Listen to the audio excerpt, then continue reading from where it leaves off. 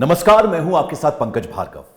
और आज जो शख्स हमारे साथ यहां मौजूद हैं उनके बारे में मैं ये बता सकता हूं कि वो पॉलिटिशियन तो नहीं है, लेकिन देश के एक बड़े राजनीतिक घराने से उनका संबंध है।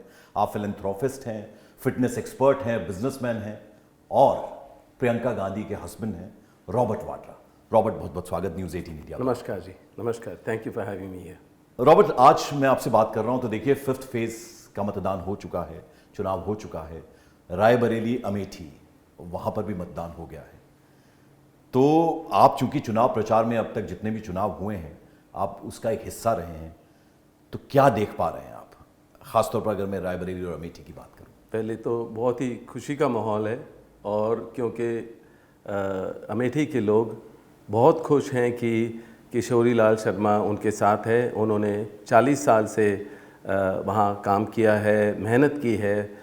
ये नहीं है कि खाली प्रचार किया है। जब भी अगर हम सरकार में रहें या नहीं ना रहें, वो हमेशा उनके दुख दर्द में शामिल हुए हैं, और मेरी शुभकामनाएं उनके साथ हैं।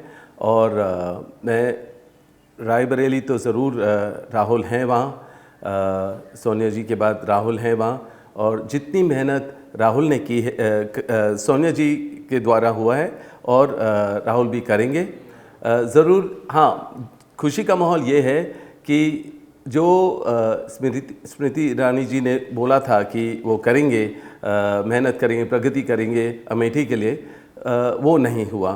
तो काफ़ी समय से, क्योंकि मैंने अमेठी में, रायबरेली में 1999 से मेरे ख्याल से मैंने प्रचार किया, और 2004 में भारी बहुमत से कांग्रेस को जीत के लाए। और जब मैंने प्रचार किया, बहुत अलग माहौल था वहाँ। संजय सिंह वो राजा थे वहाँ के, थोड़ा उनका प्रचार करने का तरीका अलग था। थोड़ा डराते थे लोगों को, और लोग भी थोड़े से कमज़ोर जैसे माहौल था। पर हमने वहाँ शक्ति दी, अपने जो भी कार्यकर्ता थे वहाँ रात भर बस्ते बांटे, उनको समझाया, पोलिंग बूथ पे बोला कि खड़े होना है, डटे रहना है, डरना नहीं है। तो बुरा और बहुत ही कठिन प्रचार था, पर किया हमने बहुत। वो लोग रॉबर्ट जो कहते हैं कि राहुल गांधी डर गए, अगर हिम्मत थी तो अमेठी से लड़ते, अमेठी से चुनाव नहीं लड़ रहे, रायबरेली से चुनाव लड़ रहे हैं, उनको क्या जवाब देना चाहिए? वो अब मैं कह रहा हूँ कि जिस तरीके से प्रियंका ने प्रचार वहाँ किया है, और उनको पता है कि उनसे गलती हुई है लोगों से, कि उन्होंने स्मृति ईरानी को चुना, जिनके वजह से कोई वहाँ प्रगति नहीं हुई है। और उनको पता है, जब अगर कांग्रेस पार्टी और प्रियंका, राहुल और मैं खुद वहाँ होंगे उनके बीच में, और अब दोबारा हमारा रिश्ता पूरा मजबूत होगा, और जो भी वायदे किए हैं वो पूरे करेंगे। तो ज़रूर मेरे रिश्ते हैं, और वो उम्मीद कर रहे थे कि या तो मैं वहाँ से वहाँ क्षेत्र, अमेठी क्षेत्र को चुनूँ अगर मैं राजनीति में आता हूँ, और या तो प्रियंका आए। पर मुझे लगा है ये समय था कि हम राहुल पे ध्यान दें, और हम फिर भी सेवा करेंगे। हमें किसी पद की ज़रूरत नहीं है, हमें संसद में रहने की ज़रूरत नहीं है, हम वैसे भी मेहनत करेंगे अमेठी के लोगों के लिए। पर अब चूंकि आपने अपना जिक्र कर दिया, तो देखिए, आपने ये कहा था कि देश की जनता, खासतौर पर अमेठी का आपने जिक्र किया था कि वहाँ की जनता चाहती है कि मैं राजनीति में आऊँ। आपके मुरादाबाद से, आपके अमेठी से चुनाव लड़ने की भी बात थी, तो फिर क्या हो गया ऐसा? मैं अपने चैरिटी के द्वारा, और मैं जब भी अगर धार्मिक दौरा करता हूँ पूरे देश में, जहाँ भी मैं पहुँचता हूँ, लोग खुश होते हैं कि उन्होंने मेरी मेहनत को देखा है, तो खुश होते हैं कि मैं आया हूँ, उस जगह का नाम दोबारा होगा। क्योंकि उनको पता है मेरे इरादे हैं कि अगर कुछ भी सेवा करनी है, आपको आपके पैसे की ज़रूरत नहीं है, आपको अपनी मेहनत से आना पड़ेगा, मेहनत करनी पड़ेगी उस जगह में। बच्चों के लिए, विकलांग बच्चे हैं या बुज़ुर्ग हैं, तो उसके लिए लोगों को पता है जहाँ भी मैं आऊँगा, और उनकी वो एक्सपोज होंगे, मतलब उनको और हेल्प मिलेगी मेरे वजह से। बाकी जब भी मैं पूरा दौरा लगाता हूँ, तो लोग चाहते हैं कि आप अब सक्रिय राजनीति में आए और हमारे क्षेत्र को से रिप्रेजेंट करें। हमारा नाम होगा, प्रगति होगी और हमारी जो समस्या है उसका समाधान आप ज़रूर ढूंढेंगे। आप गांधी परिवार के सदस्य हैं, आपने खुद मेहनत की है और उनसे भी ज़रूर नाता होगा। तो देश के हर कोने से पुकार थी। तो जैसे मैं अगर किसी दंगल में जाता हूँ हरियाणा में, वहाँ के जो लड़के हैं उन्होंने हमेशा देखा है मेरे को फिटनेस और उसमें ध्यान देते हुए, और मैं उनको अपनी जो मेरा अनुभव होता है, जो मैंने फिटनेस में किया, उनके साथ शेयर करता हूँ। चलिए मैं सीधे सीधे पूछ लेता हूँ रॉबर्ट। देखिए, आप राजनीति में अभी नहीं आए हैं, आना आप चाहते हैं, तो क्या फ्यूचर में हम देख सकते हैं कि रॉबर्ट चुनाव लड़ सकते हैं? क्योंकि हमने देखा है कि जब जब इलेक्शंस आते हैं तो कहीं ना कहीं आपको लगता है कि आपको राजनीतिक मोहरा बनाया जाता है, क्योंकि गांधी परिवार पे सीधे हमला करना हो, तो लैंड ग्रैबिंग का मामला हो, प्रॉपर्टी का मामला हो, तो आपका नाम उसमें घसीटा जाता है। तो आपको लगता है कि ऐसा है? बिल्कुल है। और मैंने 10 साल से बीजेपी की सरकार को झेला है। उनके जो बेबुनियाद इल्ज़ाम हैं और जो ये आरोप लगाते हैं उसको झेला है। कुछ भी साबुत नहीं कर पाए, क्योंकि कुछ गलत नहीं मिला उनको। चाहे जब से जिस समय से 2014 से इनकी सरकार आई, उमा भारती जी ने बोला कि इनको जेल में डाल दो, तो मैंने कहा किस लिए, किस चीज़ के लिए? वो कहते हैं लैंड ग्रैबिंग की है। तो मैंने कहा आप साबुत करिए, दिखाइए, प्रूव करिए कि मैंने कोई भी ज़मीन ऐसे ली है जो गलत तरीके से हो। तो और जब इन्होंने यहाँ हमेशा राजनीतिक तौर तरीके अपनाए मुझे प्रेशर डालने के लिए कि अगर मेरे ऑफिस में रेड हुआ तो 18 दिसंबर 2018 में हुआ, जब राजस्थान के इलेक्शन थे। तो हर चीज़ वो ऑप्टिकली मेरे को प्रेशर में डालना चाह रहे थे, ऑप्टिकली दिखाना चाह रहे थे कि हमने भ्रष्टाचार में देख रहे हैं, या मतलब कि मुझे गलत नज़र से दिखा रहे हैं। तो ज़रूर एक गांधी परिवार का सदस्य होने के नाते उन्होंने मेरे ऊपर कोशिश की कि अगर मेरे ऊपर प्रेशर डालेंगे तो गांधी परिवार भी गलत तरीके से दिखेंगे, पर कुछ भी नहीं मिला। फिर 23,000 डॉक्यूमेंट मैंने उनको दिए हैं इनकम टैक्स डिपार्टमेंट को। और मेरा सोच, जैसे मैं बिजनेसमैन हूँ, तो अगर कोई भी कंपनी में कुछ भी गलत मिलता है, असेसमेंट करिए, रीअसेसमेंट करके उसका पेनल्टी देकर उसको ख़त्म कर देते। ईडी की क्या ज़रूरत है? उसके बाद ईडी से मेरे को समन मिले कि आपको पेश होना पड़ेगा। मैं विदेश में था, मेरी बेटी का ऑपरेशन हो रहा था, नी ऑपरेशन था, और वो छोड़ छाड़ के मैं सीधा यहाँ आया हूँ, क्योंकि मैं उनको कोई भी मौका नहीं देना चाह रहा था कि मैं विदेश में हूँ, मैं नहीं आ रहा हूँ, ये हूँ। मैं आया हूँ, पेश हुआ हूँ, 15 बारी पेश हुआ हूँ, 10 से 12 घंटे बैठा, और वहाँ कोई भी जो सवाल थे उसमें कुछ ना समझदारी थी, ना मजबूती थी, ना कुछ थी। बस ऑप्टिकली दिखाना था कि गांधी परिवार के कोई सदस्य को हमने यहाँ रखा हुआ है। और इलेक्शन के टाइम पे था, और जब मैंने उनको बोला, और वहाँ उनके फ़ोन आते थे, 2 घंटे और रखिए, ये सवाल दोबारा पूछिए। तो मैं उनसे बोलता था कि जिस दिन मुझे लगता था फोन, मैं बता रहा हूँ, तो मैं उनको बोलता था कि अब काफ़ी समय हो गया, मैं हो सकता है घर मुझे जाने की ज़रूरत है, कि 8-9 घंटे हो गए और सवाल आप वही सवाल दोबारा पूछ रहे हैं, तो कल पूछ सकते हैं, मुझे पता है कि आप कल समन करेंगे। तो अगर आप मेरे को मतलब कि आप डिसीजन नहीं ले सकते कि अगर मैं जा रहा हूँ, तो जो फ़ोन करते हैं आप उनसे पूछ लीजिए आप, नहीं तो मैं बात कर लेता हूँ डायरेक्टली। तो अब कौन कर रहा था, पर यह है कि मुझे पता है उनको प्रेशर था ऊपर से कि हाँ, इनको ऑप्टिकली दिखाओ, चाहे मिले या ना दिखाओ। 15 बारी, कोई ज़रूरत नहीं थी रखने की।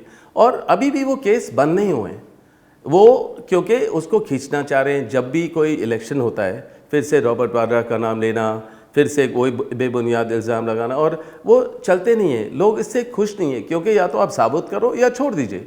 अच्छा रॉबर्ट, ये बताइए आप, हाँ जी सर। देखिए आप, मैंने जैसा कि आपके परिचय में कहा, फिलैंथ्रोपिस्ट हैं आप, सोशल वर्क बहुत ज़्यादा करते हैं, बिजनेसमैन आप हैं, लेकिन फिर भी जो आइडेंटिटी आपकी उभर कर आती है वो ये कि गांधी परिवार के दामाद हैं। आपको कभी कभी दिल पे हाथ रख के बोलिएगा, थोड़ा लगता है कि नहीं, मैं अपना एक इंडिविजुअल हूँ, मेरी अपनी एक आइडेंटिटी है, कुछ उससे जूझते हैं आप कभी कभी?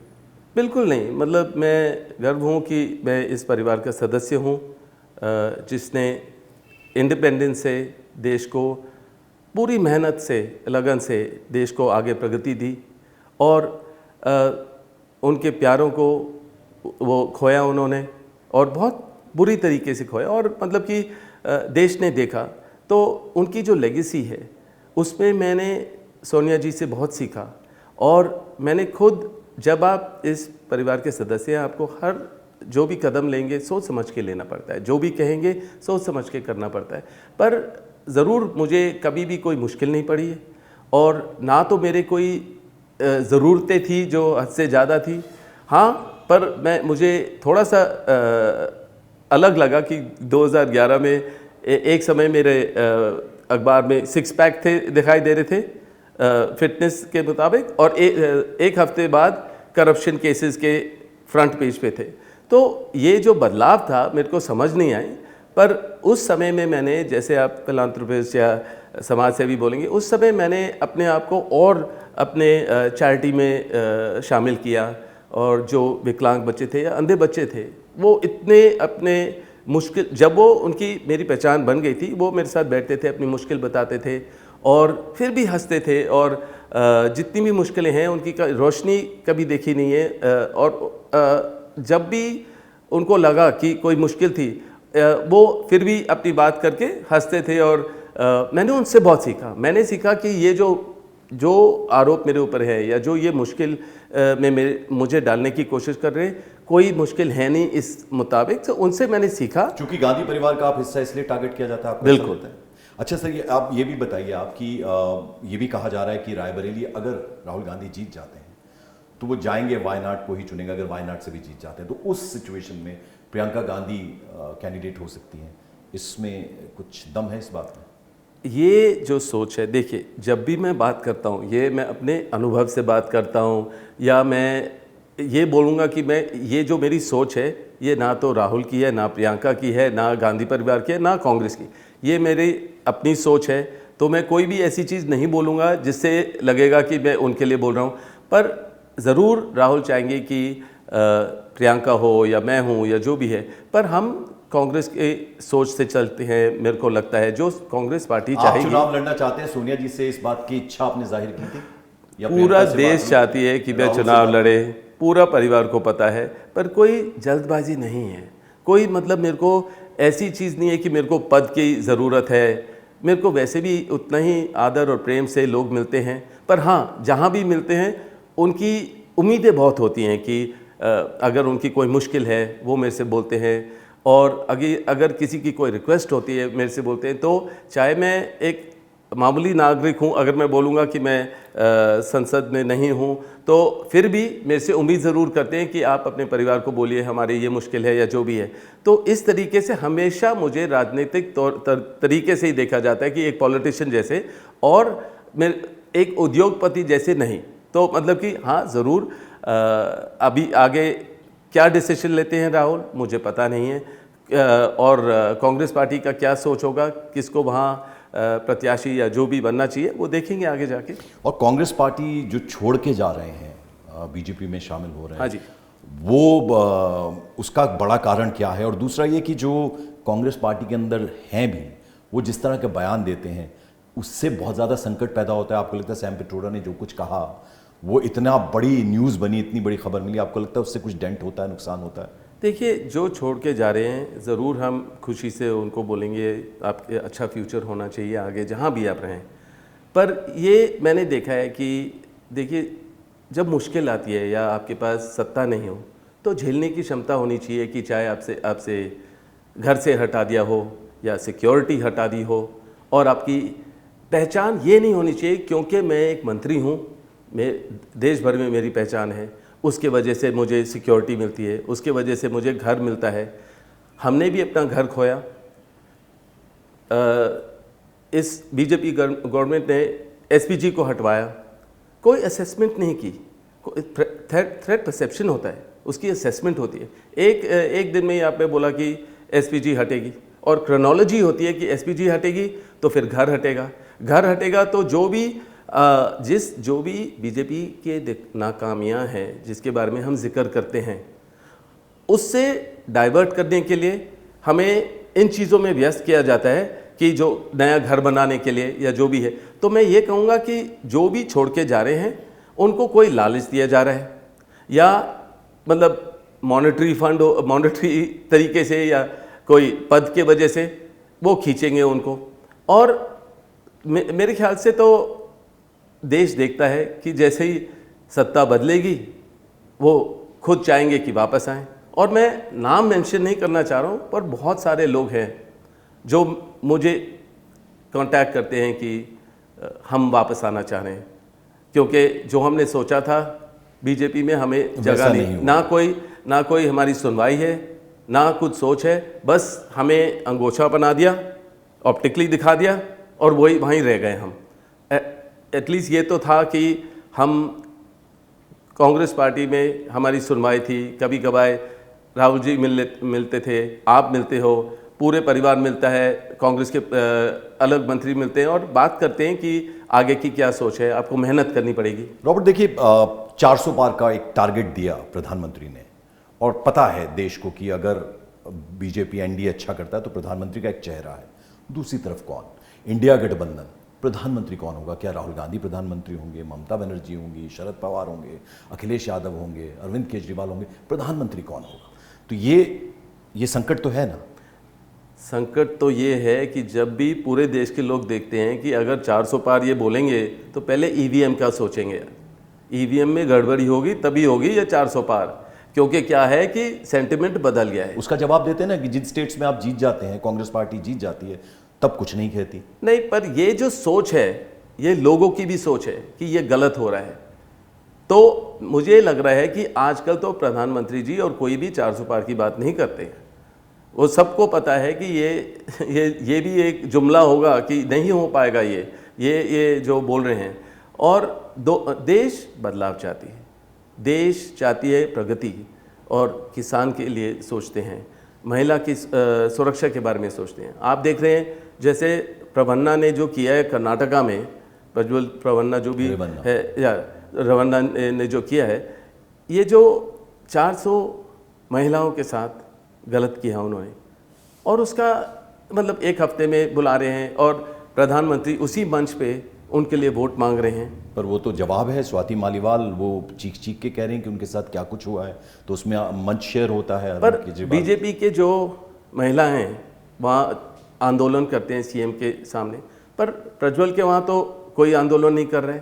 कोई उस समय स्मृति ईरानी या कोई भी जो बाल मंत्री हैं या वो कहीं भी ऐसे नहीं देखते हैं जो महिलाओं के लिए बात करें। मणिपुर कहीं नहीं कोई पहुंचता है। मणिपुर में जिस तरीके से महिलाओं के साथ अत्याचार हुआ है, और ना मैं देखता हूं कि कोई भी महिला मंत्री बीजेपी की वहां पहुंचे। जो पहलवान, जो महिला पहलवान जो मेडल जीत के आए, उनके लिए क्या बोला जब उनके मंत्री ने, बीजेपी के मंत्री ने गलत किया, जो उनके साथ हुआ व्यवहार हुआ, जो महिला पहलवान थे, तो उनके बारे में कभी भी कोई गया उनसे मिलने के लिए?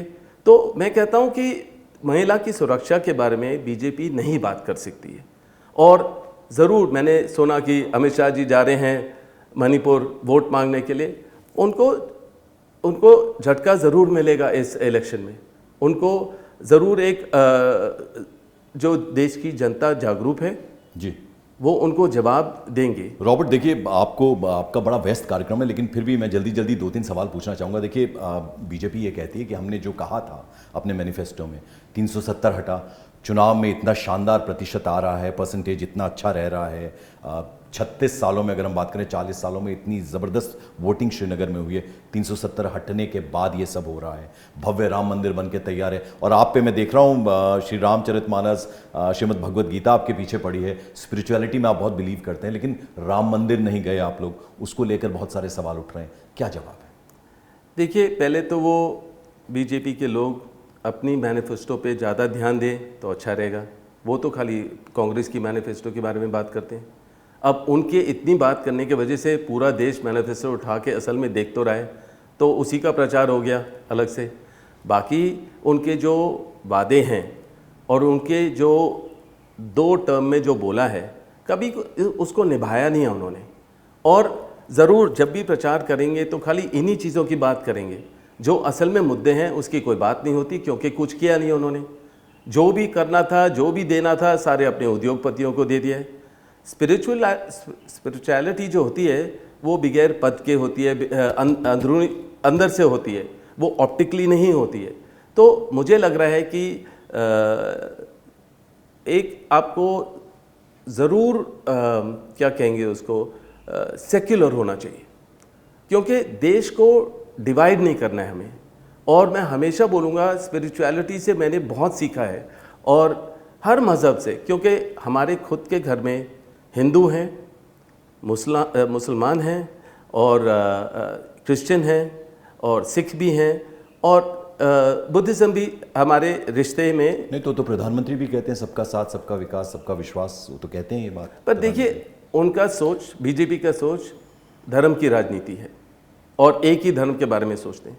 फिर आजकल जो प्रचार करते हैं, जो भी भाषण देते हैं, उसमें बोलते हैं कि मैं मुसलमानों के साथ मेरा बहुत अच्छा संबंध था। हमारे चैनल पे न्यूज़ 18 इंडिया पर उन्होंने कहा था कि अगर मैं हिंदू मुसलमान की कभी भी बात की तो मैं सार्वजनिक जीवन से अपने आप को अलग करूँगा, ये बात कही थी उन्होंने हमारे चैनल पे। मैं कहूँगा कि जितने भी अगर मीडिया की कंपनीज हैं, आज बड़े उद्योगपतियों ने कंट्रोल किया हुआ है या ख़रीदा हुआ है, या वो थोड़ी पाबंदी लगाते हैं कि क्या बोलना है क्या नहीं बोलना है, पर जो सोशल मीडिया में है बहुत स्ट्रांग है।